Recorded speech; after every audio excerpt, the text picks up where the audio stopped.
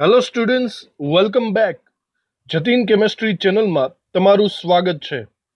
મારું નામ છે જતીન પીપલિયા અને આપણે ભણી રહ્યા છીએ ઇલેક્ટ્રોકેમિસ્ટ્રી. ચેપ્ટરની અંદર આપણે બેટરી ટોપિક ઉપર આવ્યા છીએ અને આજે આપણે સેકન્ડરી સેલ એટલે કે લેડ સંગ્રાહક કોષ અને નિકલ કેડમિયમ કોષને ભણવાના છીએ. આ છે 34મો લેક્ચર. આગળના લેક્ચરમાં આપણે પ્રાથમિક કોષ ભણી ચૂક્યા છીએ. ચલો શરૂ કરીએ સેકન્ડરી સેલ્સ. સૌથી પહેલા તો તમને યાદ દેવડાવી દઉં કે આપણી પાસે બેટરીઓ બે પ્રકારની હતી. એક હતો પ્રાથમિક કોષ કે જેમાં ચાર્જિંગ આપણે કરી શકતા નહોતા, બરાબર, અને બીજો હતો દ્વિતીયક કોષ જે વપરાઈ જાય તો આપણે એને ફરીથી ચાર્જિંગ કરી શકીએ છીએ. તો આજે આપણે આ બે ટાઈપના દ્વિતીયક કોષ ભણવાના છે, જેની અંદર કારની અંદર જે બેટરી વપરાય છે એને આપણે નિકલ કેડમિયમ કોષ એ આપણે રચના સહિત જોવાનો છે, અને બીજો રિચાર્જેબલ સેલ જે છે નિકલ કેડમિયમ સેલ એ પણ આપણે જોવાનો છે. તો ચલો આ બે જુદી જુદી ટૂંક નોંધોને આપણે ભણવાની છે અને તૈયાર કરીએ. લેડ સંગ્રાહક કોષ જે આપણે આકૃતિ તો હમણાં તમને દર્શાવેલી જ હતી, જે મોટા ભાગે 4 વ્હીલ અને 2 વ્હીલની અંદર બેટરીઝ તરીકે વપરાય છે, એ કંઈક આવી દેખાય છે. હવે આપણે આકૃતિ કેવી દોરવાની છે બરાબર રીતે સમજી લઈએ, અને આની અંદર અહીંથી તો આપણને બહારથી બોક્સ જ દેખાય છે, એની અંદર રચના કેવી છે, એનોડ કોણ છે, કેથોડ કોણ છે, એ આપણે સમજવું પડશે. તો આ લેડ સંગ્રાહક કોષની જે રચના છે એ છે એકદમ સિમ્પલ રચના. આપણે યાદ રાખશું એનોડ, કેથોડ અને બધા દ્રાવણોની બાબતમાં. જો એક આકૃતિ દોરવાની છે આપણે, સાથે સાથે તમે આકૃતિ દોરતા જાજો એટલે તમને વધારે ખબર પડતી હશે. સૌથી પહેલા આપણે કોઈ એક પાત્ર લેવું પડશે.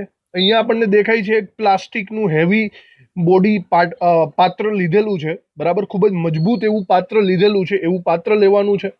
હવે એની અંદર તમારે દ્રાવણ ભરવાનું છે. અહીંયા છે ને દ્રાવણ તરીકે H2SO4 નું દ્રાવણ આવશે, જેની સાંદ્રતાને ચોક્કસ મેન્ટેન કરવાની હોય છે. આની સાંદ્રતા આવશે 38% વેઇટ બાય વેઇટ. 38% W/W સાંદ્રતા ધરાવતું H2SO4 નું સાંદ્ર દ્રાવણ ભરવું પડશે. હવે આની અંદર એનોડ અને કેથોડ આપણે બંને ડૂબાડવાના છે, બરાબર. સૌથી પહેલા વાત કરીએ તો આપણે કેથોડના સળિયાને ડૂબાડીએ. હવે કેથોડનો સળિયો છે ને એ લેડનો બનેલો છે, એના નામ ઉપરથી, લેડ સંગ્રાહક ઉપરથી. પણ આ લેડની ઉપર PbO2 નું અસ્તર અથવા તો હું એમ કહું પ્લેટિંગ કરેલું છે. લેડ ઓક્સાઇડ PbO2 નું અસ્તર લગાવેલો લેડનો સળિયો આ કેથોડ તરીકે વર્તાશે. પણ જોજો, એકચ્યુઅલી આપણે આ સળિયો એક નહીં લઈએ, વધારે પડતા લેશું. સપોઝ આપણે આ સળિયા 3 લઈ લઈએ, સમજો, કારણ કે વધારે પડતો પાવર ઉત્પન્ન કરવો છે, એટલા માટે આપણે 3 ગણો પાવર ઉત્પન્ન કરવો હોય તો 3 ગણા એનોડ અને કેથોડ લેવાના. 3 જોડી આપણે લેશું. તો આ કેથોડ આપણે રાખશું. એનોડ તરીકે તમારે એક બીજી જાતનો સળિયો લેવો પડશે. પહેલા આપણે આને જો કનેક્ટ કરીએ તો આ જે 3 સળિયા છે એને કેથોડ સાથે એટલે કે બેટરીના ઋણ ધ્રુવ સાથે તમારે કનેક્ટ કરી દેવાના, આવી રીતે. હવે બેટરીનો ધન છેડો છે એની વાત કરીએ તો જોજો, એનોડ તરીકે આપણે કંઈક આવો ટાઈપનો સળિયો લેવાનો છે, બરાબર. આ સળિયો ઓરિજિનલી લેડનો જ સળિયો છે, જોજો, બરાબર. લેડ તરીકે એનોડ અને લેડ તરીકે કેથોડ બંને લેડના જ છે. પણ જે કેથોડ હતો તે PbO2 નું અસ્તર લગાડેલો હતો, બરાબર. અને જે એનોડ છે તે વાદળી અથવા તો સ્પોન્જ તમે જોયું છે ને, ઓલું આપણે દબાવી શકીએ જેની અંદર પાણી શોષાઈ જાય, એવા ટાઈપનો લેડનો સળિયો એ એનોડ તરીકે વર્તશે. છિદ્રાળુ એને કહી શકાય. તો એવા સળિયા પણ આપણે 3 લઈ લ્યો. 3 જોડી એનોડ અને 3 જોડી કેથોડ થઈ ગયા. એને પણ 3 ને બેટરી સાથે જોઈન્ટ કરો, પણ બેટરીના પ્લસ છેડા સાથે કનેક્ટ કરવાનું છે. આવી રીતે આ જે આખી રચના થઈ ને, આને આપણે કહીશું લેડ સંગ્રાહક કોષ. બરાબર રીતે યાદ રાખજો આ બધી સિસ્ટમ આકૃતિને, જે તમારે એનોડ અને કેથોડની વાતો કરે છે. દ્રાવણ હતું 38% વેઇટ બાય વેઇટ H2SO4 નું, બરાબર. હવે જે કેથોડ છે, કેથોડને આ સાઈડ આ બાજુ જ લખીએ. કેથોડ છે તે PbO2 નું અસ્તર લગાડેલ PB નો સળિયો છે, પછી કોણ એનોડની વાત કરીએ તો એનોડ ઉપર વાદળી અથવા તો સ્પોન્જ અથવા તો છિદ્રાળુ, બરાબર, છિદ્રાળુ પીબીની પ્લેટ અથવા તો પીબીનો સળિયો છે. તો આવી રીતે એનોડ અને કેથોડની ડિસ્કશન, બરાબર અહીંયા લખજો, આ જે વસ્તુ છે તે કેથોડ છે, PbO2 નું અસ્તર લગાડેલો, અને છિદ્રાળુ છે તે એનોડ છે. આ ખાસ ઊંધા ચત્તુ ન થઈ જાય એ જોજો બરાબર રીતે. આ જે સિસ્ટમ છે આને આપણે લેડ સંગ્રાહક કોષ કહેશું. સમજાણું? આની અંદરથી સિમ્પલી શું થશે કે તમારે પાવર ઉત્પન્ન નથી કરવાનો, મતલબ તમારે બેટરીને સાથે જોડવાનો નથી. તમારે જસ્ટ શું કરવાનું, અહીંયા આવી ગોઠવણી કરશો તો એનોડ અને કેથોડ ઉપર ઓટોમેટિક પ્રક્રિયા થશે અને આપણને ઇલેક્ટ્રોન્સનો પ્રવાહ મળશે, એટલે કે પાવર સપ્લાય આપણને મળશે. રાસાયણિક ઉર્જાનું વિદ્યુત ઉર્જામાં રૂપાંતર થશે. ખબર પડી ગઈ વાતમાં? આવી રીતે આખી સિસ્ટમ ગોઠવેલી છે. હવે પ્રક્રિયા કેવી થાય અને આગળ શું કરવાનું છે એ બધી ડિસ્કશન આપણે કરીએ.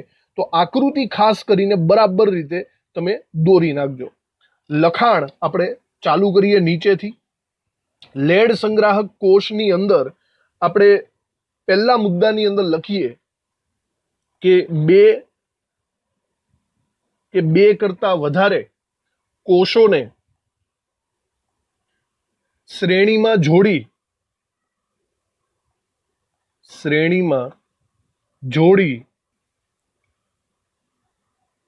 વધારે વોલ્ટેજ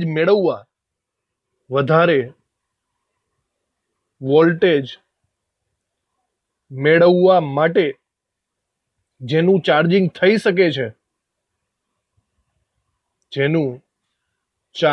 થઈ શકે તેને લેડ સંગ્રાહક કોષ કહીશું આપણે. લેડ સંગ્રાહક કોષ એ આપણે એમ કહી શકીએ દ્વિતીયક કોષ છે, કારણ કે તેનું ચાર્જિંગ કરી શકાય છે. એ વપરાઈ જાય તો આપણે એને ફેંકી દેવાની જરૂર પડશે નહીં. ઓકે, જો આપણે એની રચનાની વાત કરીએ તો હમણાં આકૃતિ દોરેલી જ છે. આપણે રચનાની વાત કરીએ તો વાદળી અથવા તો સ્પોન્જ અથવા તો છિદ્રાળુ, આ કોઈ પણ શબ્દ આવી શકે છે. છિદ્રાળુ જેવા પીબીની પ્લેટ અથવા તો લેડનો સળિયો એનોડ તરીકે લેવાનો છે અને PbO2 નું અસ્તર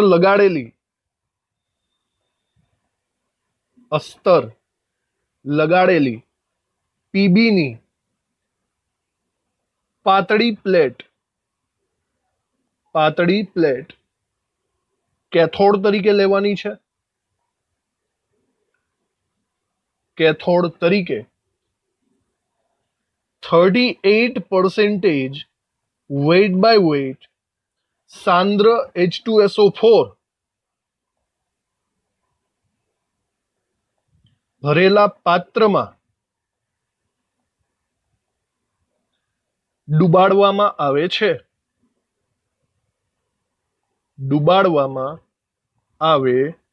છે.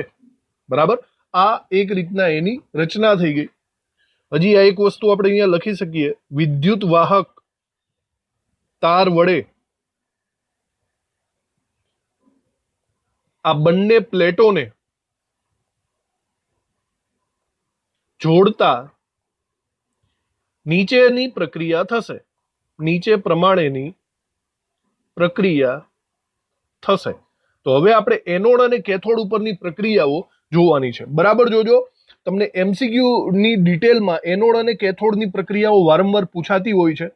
આપણે સૌથી પહેલા લેક્લાન્સે સૂકા કોષની એનોડ અને કેથોડની પ્રક્રિયા જોઈ, ત્યારબાદ મર્ક્યુરીની પણ એનોડ અને કેથોડની પ્રક્રિયા જોઈ ચૂક્યા છીએ. બરાબર, તો બરાબર સમજજો, અહીંયા લેડ સંગ્રાહક કોષમાં એનોડ અને કેથોડ કેવી પ્રક્રિયા કરશે એ સમજવું પડશે. પહેલા તો વિચારો, એનોડ ઉપરની પ્રક્રિયા આપણે જોવી છે તો જસ્ટ વિચારો કે એનોડ તરીકે તમે પીબી નો સળિયો લીધેલો છે, છિદ્રાળુ સ્પોન્જી લીધેલો છે, પણ છે તો ઓરિજિનલી પીબી, અને એનોડ ઉપર ઓક્સિડેશન થાય. જો હું એકદમ સિમ્પલી એવી પ્રક્રિયા લખું, તો પીબી નું ઓક્સિડેશન થઈને શું બની શકે? સિમ્પલી પીબી નું ઓક્સિડેશન થઈને Pb+2 બની શકે, 2 ઇલેક્ટ્રોન મુક્ત કરે. આ એકદમ સિમ્પલી ઓક્સિડેશન પ્રક્રિયા થશે. સમજાણું તમને? ઓરિજિનલી પ્રક્રિયા કંઈક અલગ રીતે થાય છે, પણ નોર્મલી તમે આવી રીતે સમજી શકો. આ નોર્મલ આ પ્રોસેસ થઈ, બરાબર. નોર્મલ પ્રોસેસમાં વિચારો કેથોડની અંદર કેવી પ્રક્રિયા થશે. કેથોડની અંદર હવે તમે આકૃતિમાં ફરીથી જુઓ તો કેથોડ તરીકે કોણ છે? કેથોડ તરીકે તમે PbO2 નું અસ્તર લગાડેલ પીબી નો સળિયો, મતલબ દ્રાવણના સંપર્કમાં તો PbO2 જ રહેવાનો કે નહીં? તો દ્રાવણના સંપર્કમાં રહેલો PbO2 પ્રક્રિયામાં ભાગ લેશે. સમજાણું? તો PbO2 એ કેથોડ તરીકે છે, તો રિડક્શન એનું જ થશે. તો તમે અહીંયા સિમ્પલી એવું વિચારી શકો છો કે ચલો વિચારો PbO2 આનું રિડક્શન કરવાનું છે. વિચારો તો PbO2 માંથી સિમ્પલી પેલા વિચારો કે પીબી નો વીજભાર કેટલો થાય. તમે સ્પષ્ટ જોઈ શકો છો ઓક્સિજન 2 છે, ઓક્સિજન 2 એટલે કે આ -4, તો Pb+4. સમજાણું? તો એક રીતના Pb+4 માંથી અહીંયા તમને મળશે Pb+2. વિચારો થાય કે નહીં? 4 માંથી 2 એટલે આ રિડક્શન જ થયું કહેવાય, ઘટાડો જ થયો છે. તો ઓક્સિડેશનમાં નિપજ તરીકે Pb+2 મળે, અને ધ્યાનથી જુઓ રિડક્શનમાં પણ નિપજ તરીકે Pb+2 જ મળશે. અહીંયા બંનેમાં નિપજ એક સરખી તમને જોવા મળશે. આ એક થોડુંક વિચારવા લાયક છે. સમજ પડી તમને? જો ભાઈ આ ખાલી સમજવા માટે છે, બરાબર. અહીંયા ઇલેક્ટ્રોન્સ વડે બેલેન્સ કરું તો આવી રીતે થાય. આ ખાલી સમજવા માટે છે. ઓરિજિનલી પ્રક્રિયા જોજો કેવી છે. ઓરિજિનલી પ્રક્રિયા. હવે એનોડ ઉપરની પ્રક્રિયા કરું, બરાબર જોજો. ફરીથી અહીંયા જે એનોડ છે ને, એ એનોડ તરીકે તમે લેડનો સળિયો લીધેલો છે. આ લેડનો સળિયો વળી પાછો કોના સંપર્કમાં છે? અહીંયા સંપર્ક તરીકે H2SO4 છે. H2SO4 એટલે કે H+ આયનો અને SO4-2 આયનો, આ બંને એના સંપર્કમાં છે. સમજ પડી તમને? તો અહીંયા મતલબ પ્રક્રિયા બે જણા વચ્ચે થશે. એક તો પીબી જે પોતે એનોડ છે, અને SO4-2 આયનો જે દ્રાવણમાં રહેલા છે. આ બંને જ્યારે એકબીજા સાથે પ્રક્રિયા કરશે ને, ત્યારે PbSO4 બનાવશે. આ એક જાણીતો પદાર્થ છે લેડ સલ્ફેટ, બરાબર. આ લેડ સલ્ફેટ સોલિડ ફોર્મમાં હોય છે, સફેદ રંગનો હોય છે. એ બનશે અને સમીકરણ બેલેન્સ કંઈક આવી રીતે થશે. તો લેડ સલ્ફેટ જે દ્રાવણની અંદર બનશે ને, એ ઇન શોર્ટ આ એનોડ અને કેથોડના સળિયાઓ ઉપર જમા થતો જશે. કારણ કે સફેદ પદાર્થ છે, આપણી ભાષામાં એક રીતના છારી બાજી જશે. શું થશે? છારી ઉપર સફેદ સફેદ કોટિંગ થઈ જશે, એવું હું કહી શકું છું. તો જોજો ઓરિજિનલી પ્રક્રિયા આ છે, અને એની અંદર પણ પીબી માંથી Pb+2 જ બન્યો છે એવું આપણે કહી શકીએ છીએ, બરાબર. તો MCQમાં તો આ બે માંથી કોઈ પણ આવી શકે, પણ ઓરિજિનલી થિયરીમાં તમારે આ સમીકરણ લખવું પડશે. હવે બીજી વાત કરીએ, કેથોડ ઉપર શું થાય. તો ફરીથી કહું છું કે કેથોડ ઉપર PbO2 નું અસ્તર લગાડેલી પ્લેટ આવેલી છે, એટલે PbO2 છે. અહીંયા પણ જ્યારે પ્રોસેસ થશે ને, ત્યારે PbO2 નો ઉપરનો PbO2 અને દ્રાવણનો SO4-2 આ બંને પ્રક્રિયા કરશે. બરાબર જોજો, આ વખતે પ્રક્રિયા કંઈક આવી થવાની છે કે દ્રાવણમાં રહેલો PbO2 એમાંથી છે ને PbSO4 બનાવશે. જોજો, યાદ રાખવા માટે કહું છું, બંનેમાં એનોડમાં અને કેથોડ બંનેમાં નિપજો સરખી મળે છે. PbSO4 એટલે કે PbO2 કોની સાથે પ્રક્રિયા કરવાનો છે? SO4-2 સાથે પ્રક્રિયા કરશે. સમજાણું? હવે આ વધારાનો જો PbSO4 એટલે પીબી થઈ ગયો, SO4 થઈ ગયો, O2 વધ્યો. આ O2 ને બેલેન્સ કરવા માટે મારે આ બાજુ H2O લખવો પડશે. જો કે O2 2 છે તો મારે 2 H2O લખવા પડે. તો પછી આ વધારાના હાઇડ્રોજન આવી ગયા. વધારાના હાઇડ્રોજનને બેલેન્સ કરવા માટે મારે અહીંયા ચાર હાઇડ્રોજન છે, તો 4H+ લખવા પડશે. વિચારો, 4H+, 2 ઓક્સિજન અને PbSO4 થઈ ગયું. વીજભાર બાકી રહી ગયો. પ્રક્રિયકોમાં -2 વીજભાર અહીંયા છે. નિપજમાં બેલેન્સ કરવા માટે 2 ઇલેક્ટ્રોન મારે નિપજ સાઈડ લખવા પડશે. સમજ પડી? તો આ ઇમ્પોર્ટન્ટ સમીકરણ છે. સમીકરણને બરાબર યાદ રાખજો. બધાના સમીકરણ MCQમાં પૂછાવા લાયક છે. અહીંયા એનોડ અને કેથોડ બંનેમાં PbSO4 એક સરખું નિપજમાં મળે છે અને આ સફેદ રંગનો હોય છે, આ સફેદ રંગની છારી બાજી ગયેલી હોય છે. તો નોર્મલી શું થશે, એ એનોડ અને કેથોડની સપાટી ઉપર સફેદ રંગનું પ્લેટિંગ ધીમે ધીમે વ્હાઇટ રંગ ચોટી ગયેલો તમને દેખાશે, બરાબર. અને બહુ સમય જાય તો એનો મારો કહેવાનો મતલબ એમ થશે કે સફેદ રંગની છારી એ જો સળિયા ઉપર ચોટી જાય તો પ્રક્રિયા અટકી જશે. હવે વધારે પડતી પ્રક્રિયા આગળ વધશે નહીં, બરાબર. પછી લેડ સંગ્રાહક કોષ કાંઈ કામનો નથી. હવે કાંઈ કામનો નથી તો એને ફેંકી થોડો દેવાય. હવે આપણે શું કરશું, બરાબર ધ્યાનમાં રહેજો. જ્યારે આ લેડ સંગ્રાહક કોષ કામ કરતો બંધ થઈ જાય, એના વોલ્ટેજ આપતા બંધ થઈ જાય, બાય ધ વે અહીંયા જે વોલ્ટેજ છે ને એ વોલ્ટેજ આપણને 2 વોલ્ટ મળશે. લેડ સંગ્રાહક કોષમાં 1.5 વોલ્ટ હતો, મર્ક્યુરી કોષમાં 1.25 વોલ્ટ હતો. તો અહીંયા લેડ સંગ્રાહક કોષમાં તમને 2 વોલ્ટેજ મળવાના છે. શરૂઆતમાં મળશે, પછી તો ધીમે ધીમે આ જેમ સફેદ રંગની છારી ઉપર જમા થતી જશે એમ પછી શું કહેવું, મતલબ પાવર આપતો બંધ થઈ જશે. હવે શું કરવું, હવે આની સિસ્ટમ એવી છે કે આપણે જે સમીકરણ લખ્યા ને એમાં પ્રોસેસ મેઇનલી જુઓ ને તો પીબી માંથી Pb+2 થાય છે અને Pb+4 માંથી Pb+2 થાય છે. તમે આ પ્રક્રિયાને રિવર્સલી કરી શકો છો. રિવર્સલી એટલે કે Pb+2 માંથી ઊંધું જઈ શકાય છે, રિવર્સ.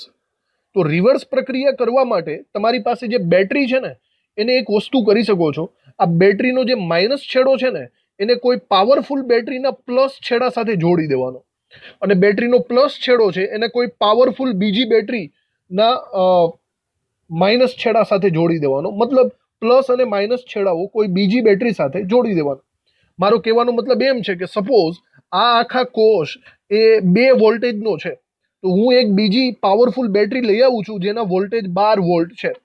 તો હવે હું શું કરીશ, આ જે માઇનસ છેડો છે એને કોઈ પ્લસ છેડા સાથે જોડી દઈશ અને પ્લસ છેડો છે એને કોઈ માઇનસ છેડા સાથે જોડી દઈશ. તો અહીંયા પ્રક્રિયા ઊંધી થશે, બરાબર. ઊંધી પ્રક્રિયા થશે અને પાવરફુલ બેટરીમાંથી વિદ્યુત પ્રવાહ હવે આ કોષને મળશે, બરાબર. આ કોષને મળશે. અહીંયા જે બધી પ્રક્રિયાઓ હતી ને એ ઊંધી થવા માંડશે. ધેટ મીન્સ રિવર્સ પ્રક્રિયા થવા માંડશે. આપણે એને કહીશું ચાર્જિંગ પ્રક્રિયા. રિવર્સ પ્રક્રિયા એટલે કેવી પ્રક્રિયા વિચારો. હવે આપણી પાસે આવી પ્રક્રિયા થશે એનોડ ઉપર કે આપણી પાસે જે PbSO4 છે ને એ PbSO4 માંથી Pb અને SO4-2 અલગ પડવા માંડશે. એક રીતના વિચારો કે આની પ્રતિગામી પ્રક્રિયા. એવું જ થયું ને, સમજ પડી? પ્રતિગામી પ્રક્રિયા થશે. તો આવું કરશો તો થશે એવું કે આ સફેદ રંગનો જે છારી હતી એ હવે ગાયબ થવા માંડશે અને ઓરિજિનલ Pb તમારો દેખાવા માંડશે. અહીંયા કેથોડ ઉપર પણ ઊંધી પ્રક્રિયા થશે. કેથોડ ઉપર પણ જે તમારો PbSO4 હતો એ પ્રક્રિયા થઈને PbO2 માં કન્વર્ટ થશે. આખું સમીકરણ તમારે ઊંધું લખી નાખવાનું. તો આ પ્રક્રિયાને કહીશું ચાર્જિંગ પ્રક્રિયા. હાલ પૂરતું આ જે કાળી પેનથી લખેલું છે, બરાબર, આ કાળી પેનથી લખેલી પ્રક્રિયાઓ આપણે અહીંયા લખી નાખીએ. આ બધી ડિસ્ચાર્જિંગ પ્રક્રિયાઓ છે, ડિસ્ચાર્જિંગ પ્રક્રિયાઓ જેમાં ડિસ્ચાર્જ થાય છે. અને આ જ સમીકરણને ઊંધા કરી નાખશો ને તો એને આપણે કહીશું ચાર્જિંગ પ્રક્રિયાઓ. ખબર પડી? ઓકે. તો ચાર્જિંગ પ્રક્રિયાઓને આપણે અહીંયા લખતા નથી પણ સમજી લ્યો. ચાર્જિંગ પ્રક્રિયા MCQમાં ટ્વિસ્ટ કરીને કદાચ પૂછે તો તમારે આ જ સમીકરણને ઊંધું કરીને લખવું પડશે. બહુ ઇમ્પોર્ટન્ટ વસ્તુ છે, સમજવા લાયક, બરાબર સમજી લ્યો.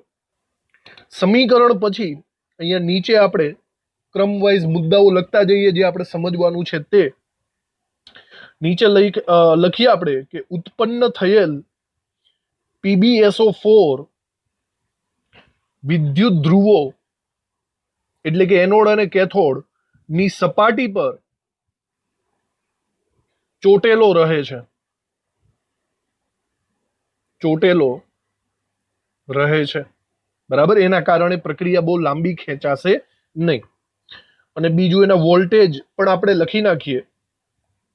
કોષનો પોટેન્શિયલ લાઇનસર યાદ રાખો. લેક્લાન્સેનો 1.5 હતો, મર્ક્યુરીનો 1.25 હતો અને પછી આ આવે છે તો આના 2 વોલ્ટ છે. ઓકે. હજી એક વાત આપણે કરીએ કે જો આ વિદ્યુત ધ્રુવોની સપાટી ઉપર PbSO4 ચોટેલો રહે છે, એની એક બીજી ઇફેક્ટ અહીંયા H2SO4 ના દ્રાવણ ઉપર પણ થાય છે. H2SO4 નું દ્રાવણની સાંદ્રતા પરફેક્ટલી તમને આપેલી છે 38%. જ્યારે તમે કોઈ નવી બેટરી દુકાનમાંથી લ્યો ને ત્યારે આ H2SO4 ના દ્રાવણની ઘનતા વધારે હોય, પણ 1-2 વર્ષ સુધી વાપરશો ને તમે આ કોષને, તો 1-2 વર્ષમાં તમે આ વિદ્યુત ધ્રુવોની સપાટી ઉપર બધું પ્લેટિંગ થઈ ગયેલું દેખાશે અને ઉપરાંત H2SO4 ની ઘનતા પણ ઘટી ગયેલી દેખાશે. આના કારણે આ કોષ બહુ લાંબા સમય સુધી ટકશે નહીં, એટલે આને સમયાંતરે તમારે ચાર્જિંગ કરાવવાની સાથે સાથે H2SO4 નું દ્રાવણ બદલાવવું પણ પડે. તમે એવું સાંભળ્યું હશે કે બેટરીની અંદરનું પાણી બદલાવવું પડ્યું. ભાઈ એકચ્યુઅલી પાણી ન હોય, એની અંદર શું હોય, H2SO4 નું દ્રાવણ હોય, જેની ઘનતા ઓછી થઈ ગઈ છે, તો સમયાંતરે તમારે H2SO4 નું દ્રાવણ કવર કરીને બદલાવવું પણ પડે. તો આ કારણના કારણે, મતલબ ચાર્જિંગ પ્રક્રિયાઓના કારણે આપણે આ બધું લખી શકીએ. તો એના પછીના ટોપિકમાં આપણે આ ચાર્જિંગની વાતો બધી લખી નાખીએ. ચલો નેક્સ્ટ ટોપિક, એના નવા મુદ્દામાં આપણે લખીએ, કોષ કાર્યરત હોય ત્યારે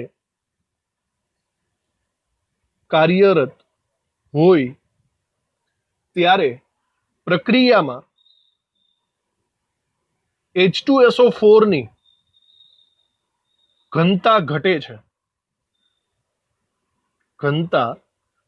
છે. MCQ માં પૂછાય છે આ કે શરૂઆતની ઘનતા કેટલી હોય છે અને અંતિમ ઘનતા કેટલી હોય છે. શરૂઆતમાં 1.25 થી લઈને 1.30 ગ્રામ પ્રતિ ml ઘનતા હોય છે, બરાબર. અને જ્યારે આપણે આ કોષ કામ કરતો બંધ થઈ જાય, કોષ વિદ્યુત પ્રવાહ આપતો બંધ થાય ત્યારે ઘનતા ઘટી જાય છે. લગભગ 1.10 થી લઈને 1.15 ગ્રામ પ્રતિ ml થાય છે. તો આ એક MCQ રિલેટેડ સવાલ છે, બરાબર ધ્યાનથી જોજો કે નોર્મલી ઘનતા H2SO4 ની આટલી હોવી જોઈએ. સાંદ્રતા પણ ઓફકોર્સ યાદ રાખજો 38% વેઇટ બાય વેઇટ, 1.25 થી 1.30 ઘનતા હોવી જોઈએ. અને જ્યારે આ ઘનતા કંઈક 1.10 થી 1.15 વચ્ચેની થાય ત્યારે તમારે એ દ્રાવણને બદલી નાખવું જોઈએ. ઓકે, હવે ચાર્જિંગ પ્રક્રિયાઓ કેવી રીતે થાય છે એ આપણે એક નવા મુદ્દાની અંદર લખી નાખીએ કે જો આ કોષને તેના કરતા વધારે ઊંચું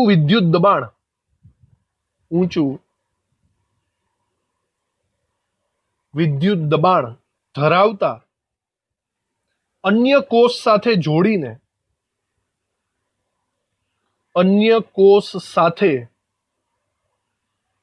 જોડીને વિરુદ્ધ દિશામાં વિદ્યુત પ્રવાહ પસાર કરવામાં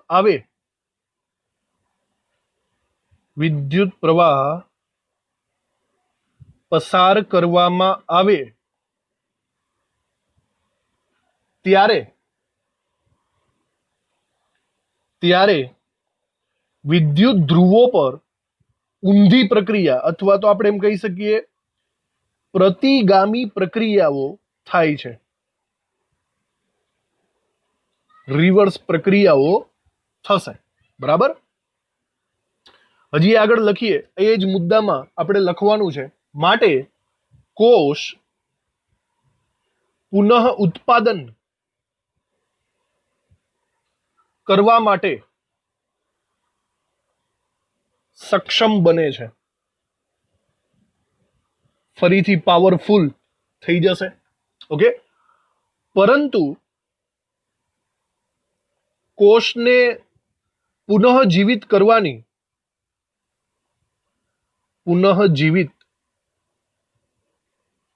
કરવાની પદ્ધતિની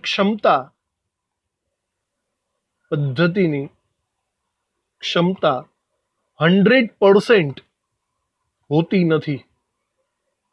કહેવાનો મતલબ કોઈ પણ કારની બેટરી છે, તમે એને વારંવાર રિચાર્જ કરો છો, 1 વર્ષ 2 વર્ષ 4 વર્ષ 5 વર્ષ, પછી એ પહેલા જેવું પરફોર્મન્સ આપશે નહીં.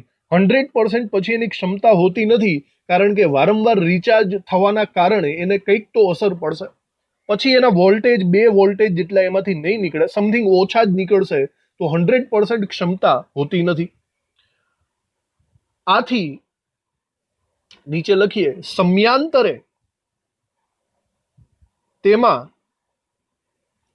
38% વેઇટ બાય વેઇટ સાંદ્ર H2SO4 ઉમેરવું પડે છે. સાંદ્ર H2SO4 ઉમેરવું પડે છે. એક તો H2SO4 ની ઘનતા પણ ઘટતી જાય છે. તો તમે સમયાંતરે મતલબ એકાદ વર્ષ 2 વર્ષ પછી તમે H2SO4 નું દ્રાવણ એની અંદર ફરીથી નવું ઉમેરી શકો છો. અને લાંબા સમયના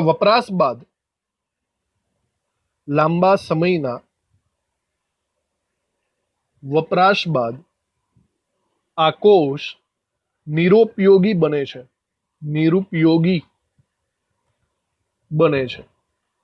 મતલબ આ તો ડેફિનેટલી છે, કઈ અમર નથી આ કોષ. એટલે વારંવાર તમે રિચાર્જ કરશો તો ચાલશે પણ નહીં. 5-6 વર્ષ અમુક એની વેલિડિટી પ્રમાણે આ કોષ ક્યારેક તો નિરુપયોગી બનવાનો જ છે.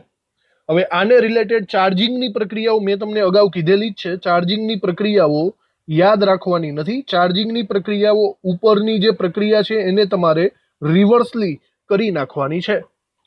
જ્યારે તમને ચાર્જિંગની પ્રક્રિયાઓ પૂછાય ત્યારે લાસ્ટ ટાઈમ એનોડ હતો એ હવે કેથોડ બની જશે, અને જે કેથોડ હતો તે એનોડ બની જશે. મતલબ પ્રક્રિયાઓ રિવર્સલમાં ચાલશે. પ્રક્રિયાઓ તમારે જસ્ટ ઊંધી જ લખવાની છે. વિચારો, ત્યાં એનોડ હતો, તે એનોડ ઉપર આપણે પીબીમાંથી PbSO4 બનાવતા હતા. તો અહીંયા આપણે ઊંધું કરી નાખશું કે PbSO4 છે એમાંથી પીબી બનાવીએ. PbSO4 બંનેને અલગ અલગ કરી નાખો તો પીબી વત્તા SO4-2 બેલેન્સ કરશો તો 2 ઇલેક્ટ્રોન આ સાઈડ આવે. મતલબ જોજો, ઊંધું પ્રક્રિયા કરતા આ રિડક્શન દર્શાવે છે ને. ઓક્સિડેશનનું ઊંધું તો રિડક્શન જ થાય ને, પ્રતિગામી. એટલા માટે અહીંયા મેં એનોડની જગ્યાએ શું લખ્યું છે? કેથોડ. તો યાદ રાખવું, ડિસ્ચાર્જિંગ પ્રક્રિયામાં જે એનોડ છે, ચાર્જિંગ પ્રક્રિયામાં એક કેથોડ બની જશે. સમજાણું તમને? હવે એવી જ રીતના ડિસ્ચાર્જિંગ પ્રક્રિયામાં જે કેથોડ છે તે અહીંયા એનોડ બની જશે. તો વિચારો, ત્યાં કેથોડ ઉપર કઈ પ્રક્રિયા થતી હતી? ત્યાં PbSO4 એ PbO2 માંથી બનતો હતો. તો આપણે ઊંધું કરી શકીએ છીએ. PbSO4 માંથી PbO2 ઊંધું થઈ ગયું. તો અહીંયા આપણે જો બેલેન્સ કરીએ તો PbSO4 એટલે બહુ મગજ નથી દોડાવવાનું, ઉપરની પ્રક્રિયાઓને ઊંધી કરી નાખવાની છે. બરાબર? સિમ્પલી તમે ઉપરની ડિસ્ચાર્જિંગ પ્રક્રિયાઓ યાદ રાખો તો ઓટોમેટિક તમને આ પ્રક્રિયાઓ યાદ આવી જ જશે. આવી રીતે થશે. તો ચાર્જિંગ અને ડિસ્ચાર્જિંગ પ્રક્રિયાઓમાં MCQs આવે છે, જેના માટે આપણે તૈયારી રાખવી બરાબર રીતે. ઓકે. હવે આ લેડ સંગ્રાહક કોષને રિલેટેડ છેલ્લો મુદ્દો. મેં હમણાં કીધું લેડ સંગ્રાહક કોષથી આપણને કેટલા વોલ્ટેજ મળે છે? 2 વોલ્ટેજ. પણ 2 વોલ્ટેજ આપણા કાંઈ કામના નથી ભાઈ. નોર્મલમાં નોર્મલ વસ્તુ ચલાવવી હોય તો તમારે 10-12 વોલ્ટેજ તો જોઈએ. ફોર એક્ઝામ્પલ, કારની બેટરી.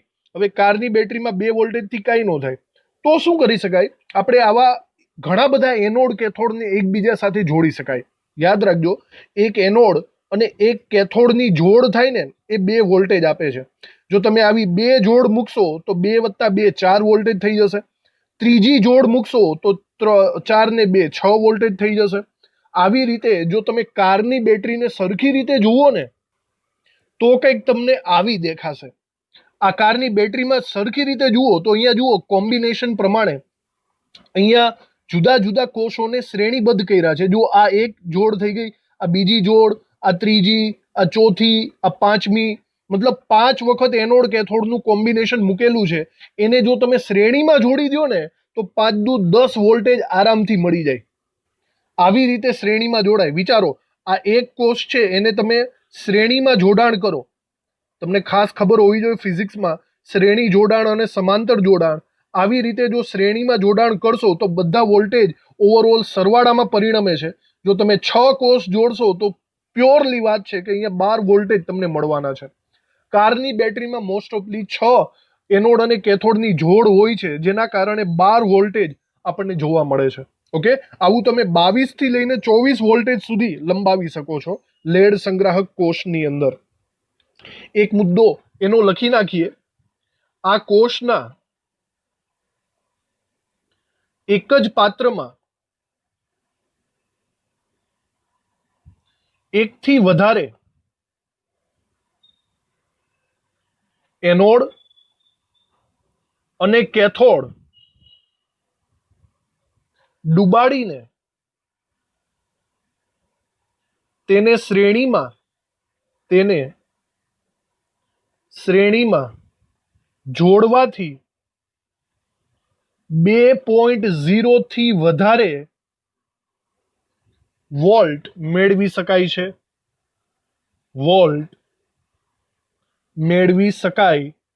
છે. દાખલા તરીકે આપણે એક્ઝામ્પલ આપીએ. દાખલા તરીકે કારની બેટરીમાં 6 કોષ જોડી 12 વોલ્ટ મેળવાય છે. ઓકે, આવી રીતે એક બીજું એક્ઝામ્પલ પણ છે કે 11 થી 12 કોષોને જોડી શકીએ આપણે. 11 થી 12 કોષોને શ્રેણીમાં જોડી 22 થી લઈને 24 વોલ્ટ જેટલું વીજ દબાણ મેળવી શકાય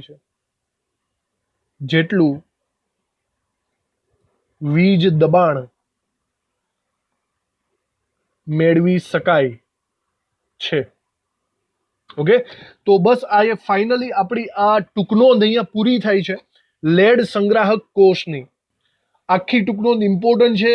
એક ગુજરાત બોર્ડમાં થિયરિટિકલી પણ ઇમ્પોર્ટન્ટ છે અને આમાંથી કેટલા બધા એમસીક્યુઝ પણ આવી શકે છે. તો થિયરીને લગતો આ ટોપિક બરાબર આકૃતિ સહિત તમારે શીખવાનો છે. એનોડ, કેથોડ, દ્રાવણની સાંદ્રતા, H2SO4 ની ઘનતા, એના સમીકરણ, ઘણું બધું છે. લખીને પાકું કરજો. સમજાઈ ગયું હશે તમને.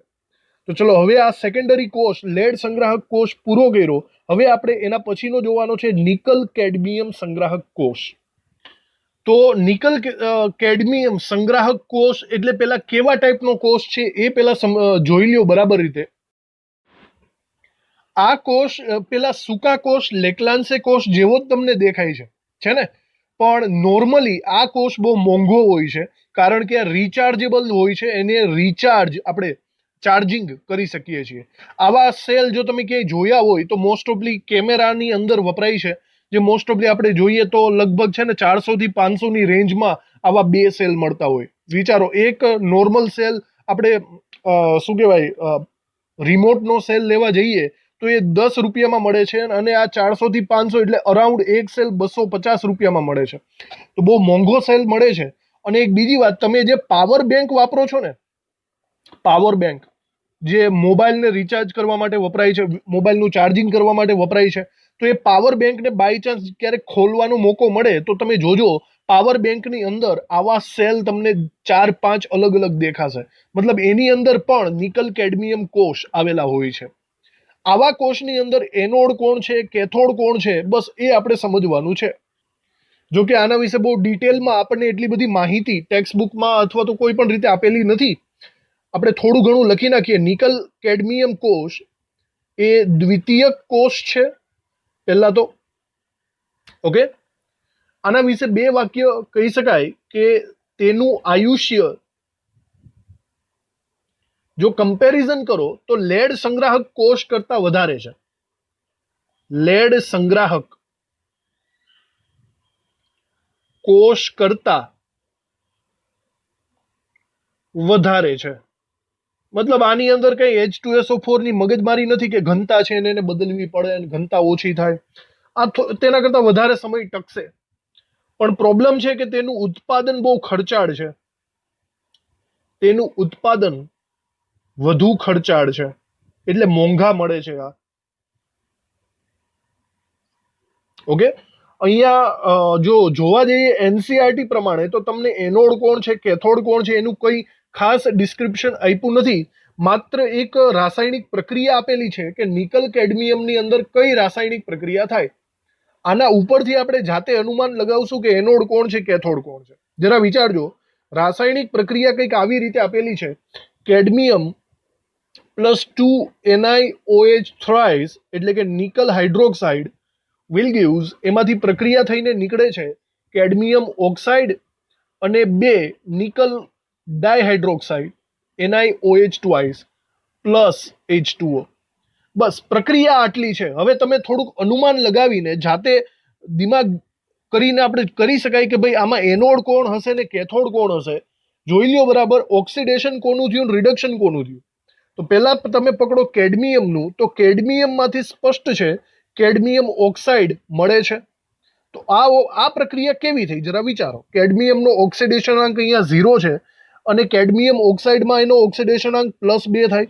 તો સિમ્પલી અહીંયા ઓક્સિડેશન થયું છે, તો કેડમિયમ અહીંયા એનોડ તરીકે વર્તે છે એવું હું કહી શકું છું. સીધી વાત છે. હવે બીજી વાત વિચારો કે તમે અહીંયા નિકલ હાઇડ્રોક્સાઇડ જોઈ લો, ટ્રાય હાઇડ્રોક્સાઇડ છે, મતલબ OH- અહીંયા 3 વાર છે, તો નિકલ ઉપરનો વીજભાર +3 થાય 1 નો.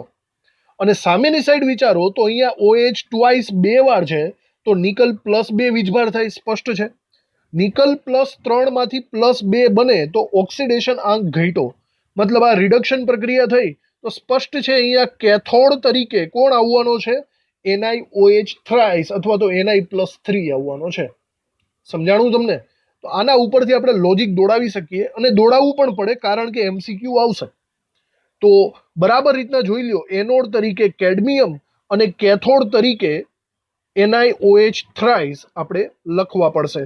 તો અહીંયા નીચે આપણે એવી રીતે નોંધ કરી દઈએ એનોડ કોણ છે અને કેથોડ કોણ છે. એનોડ તરીકે કેડમિયમ અને કેથોડ તરીકે આપણે લખી શકીએ છીએ Ni+3 અથવા તો NiOH થ્રાઇસ. સમજાઈ ગયું? એનસીઆરટીમાં આના વોલ્ટેજ બહુ પ્રોપર આપેલા નથી બરાબર, કારણ કે એના વોલ્ટેજ બદલતા હોય. નોર્મલી 1.5 1.2 વોલ્ટેજ સુધી હોય. જો આપણી પાસે જે ચિત્ર છે એની અંદર 1.2 વોલ્ટેજ આપેલા છે, તો આના વોલ્ટેજમાં આપણે પડતા નથી. તો નોર્મલી 3 જણાના વોલ્ટેજ ઓલરેડી છે જેને યાદ રાખવાના છે આપણે. એક છે લેડ સંગ્રાહક કોષ બરાબર, એના વોલ્ટેજ શરૂઆતમાં આવ્યા 1.5, પછી મર્ક્યુરી કોષ જે છે 1.25, અને પછી આવે છે લેડ સંગ્રાહક કોષ, સોરી પહેલો તો લેકલાન છે, પછી લેડ સંગ્રાહક કોષમાં આવશે 2 વોલ્ટ. આ 3 જણાને યાદ રાખજો. આગળ જતા હજી એક બળતણ કોષ આપણે ભણવાનો છે જેના વોલ્ટેજ કંઈક અલગ છે, 1.23 વોલ્ટેજ. તો આજના પૂરતું આ જે આખું કહાની છે એ આપણે ફિનિશ કરી. લેડ સંગ્રાહક કોષ અને નિકલ કેડમિયમ સંગ્રાહક કોષ આ બંને દ્વિતીયક કોષો છે જેને આપણે અહીંયા ભણી લીધા. હવે 2 ટોપિક ખાલી બાકી છે, એક બળતણ કોષ અને એક ક્ષારણ, જે આઈ થિંક એક લેક્ચરમાં કદાચ થઈ જશે. તો નેક્સ્ટ લેક્ચર આપણો અંતિમ લેક્ચર રહેશે. થેન્ક યુ આ લેક્ચર ભરવા માટે. આજનો લેક્ચર આપણે અહીંયા ફિનિશ કરીએ છીએ. હવે મળશું નેક્સ્ટ લેક્ચરમાં, જે લગભગ આ ચેપ્ટરનો છેલ્લો લેક્ચર કહેવાશે. Thank you.